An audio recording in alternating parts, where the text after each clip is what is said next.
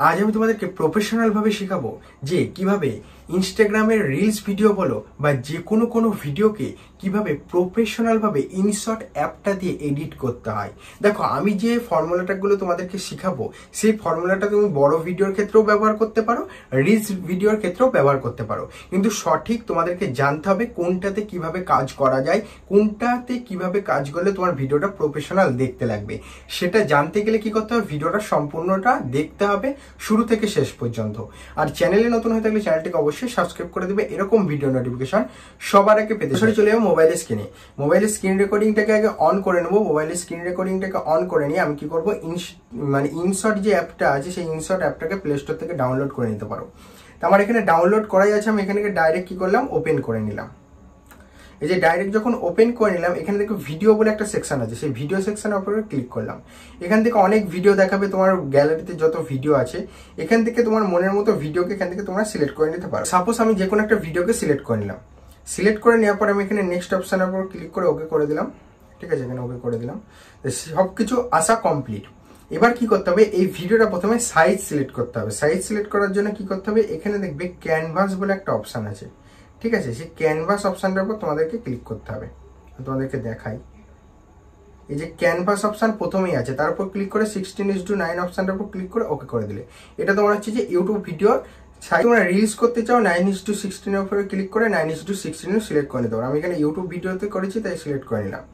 এবার দেখো, ভিডিওটাতে যদি কোনো কিছু প্রবলেম থেকে থাকে, ভিডিওটা এখান থেকে শুরু হচ্ছে বা এইখান থেকে গিয়ে ভিডিওটাতে কোনো বাড়তি অংশ আছে, সেটাকে কাটার জন্য ভিডিওটাকে একবার সিলেক্ট করলে, ভিডিওটাকে সিলেক্ট করার পর এখানে দেখবে কাঁচি চিহ্ন অপশন আছে, তার উপর ক্লিক করলে, ঠিক আছে, কাঁচি চিহ্ন অপশনের উপর স্প্লিট করে দিলে এখান থেকে এইটুকু একটা স্প্লিট করে দিলাম। ঠিক আছে, এটুকু স্প্লিট করে দিলাম। এখান থেকে এইটুকু আমি হচ্ছে যে মনে করছি এই যে আরেকবার ক্লিক করব কাঁচি চিহ্ন অপশনের উপর, দিয়ে এখান থেকে এইটুকু স্প্লিট করব। ঠিক আছে, বা এখান থেকে এইটুকু স্প্লিট করে দিলাম। দেখতে পাচ্ছ দুখানাকে এরকমভাবে স্প্লিট করলাম। আর একবার এখানে যাব, কাঁচি চিহ্ন অপশানে যাব, স্প্লিট অপশানের উপর ক্লিক করে দিলাম।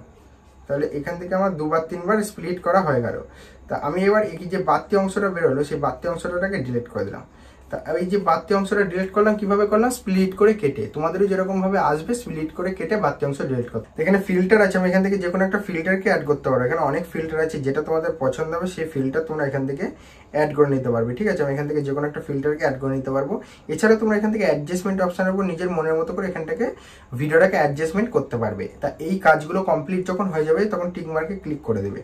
করে দেওয়ার পর এখানে দেখবে আরেকটা জিনিস তোমাদেরকে দেখাই, এখানে যদি কোনো ভিডিও এখান থেকে কাটো, আমি ধরো এখান থেকে কাটবো ভিডিওটাকে, এখান থেকে এইটুকু ভিডিওটাকে কাটবো, আমি স্প্লিট করে দিলাম, ওকে করে দিলাম। এই ভিডিওটাতে যদি অন্য কোনো কিছু অ্যাড করতে চাই বা পরের জিনিসটা যাওয়ার জন্য এখান থেকে ট্রানজ্যাকশন আছে,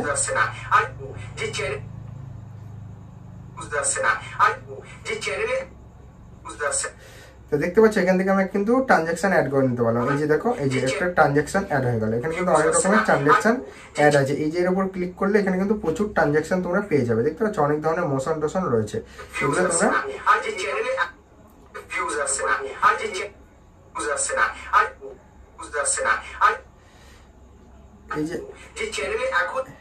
এই যে দেখতে পাচ্ছ কত সুন্দর একটা ইফেক্ট টাইপের হলো। তা এখানে এই যে স্প্লিট করে যখন কাটবা, এখানে যে একটা দাগ আসছে সেই দাগটা থেকে তোমরা একটা ফিল্টার অ্যাড করতে পারো পরের যখন ভিডিও ক্লিপটা আসবে তার জন্য। ঠিক আছে, এটা যখন কমপ্লিট হয়ে যাবে, সবকিছু কমপ্লিট হয়ে গেল, তারপরে তোমরা যদি মনে করো ভলিউমটাকে বাড়িয়ে দেওয়ার দরকার, তাহলে একটু ভলিউমটাকে বাড়িয়ে দিতে পারবে। এখানে ওকে করে দিলাম। তারপরে কি হয়, অনেকে চাই ভিডিওটাকে হচ্ছে যে স্লো মোশন করতে। স্লো মোশন করার জন্য এখানে দেখবে স্পিড বলে একটা অপশন আছে। আমি ধরি এখানটায় ভিডিওটাও ক্লিক করলাম, ট্রিম অপশনের উপর ক্লিক করে এখান থেকে এইটুকুকে স্প্লিট করে দেবো, এখান থেকে এইটুকুকে স্প্লিট করে দিলাম। এবার এইটুকু স্লো মোশন করার জন্য আমি এটাকে ক্লিক করলাম।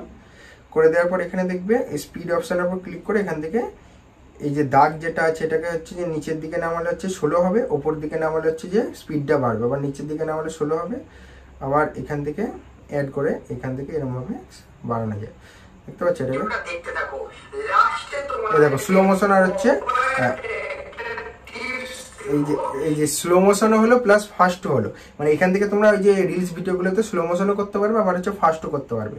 তো এগুলো যখন কমপ্লিট হয়ে যাবে এখান থেকে তোমরা কি করবে, যখন কমপ্লিট হয়ে যাবে ভিডিওতে দিতে হয় গান অ্যাড করার জন্য কি করবে, মিউজিক অপশনের উপর ক্লিক করবে। এখান থেকে তোমাদের যদি কোনো মিউজিক থেকে থাকে সেখান থেকে এখানে দিতে পারবে। এখানে মিউজিক অপশনের উপর ক্লিক করে মাই মিউজিক থেকে যে কোনো মিউজিক এখানে আমি অ্যালাউ করে দিলাম। এখান থেকে যে কোনো মিউজিক আমি এখান থেকে অ্যাড করে নিতে পারবো, ঠিক আছে। এখান থেকে যে কোনো মিউজিককে আমার যেগুলো ডাউনলোড করা আছে সবকিছু আমি এখান থেকে ইউজ অপশনের উপর ক্লিক করে টিক করে দিলে এই মিউজিকটা এখানে চলে এসেছে, দেখতে পাচ্ছ এই নিচের দিকে চলে এসেছে।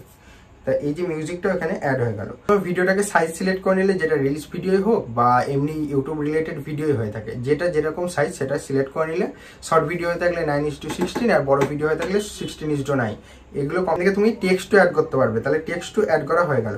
সবকিছু করা কমপ্লিট হয়ে গেলে তোমরা হচ্ছে যে ভিডিওটাকে সেভ করবে কিভাবে তোমাদেরকে দেখায়।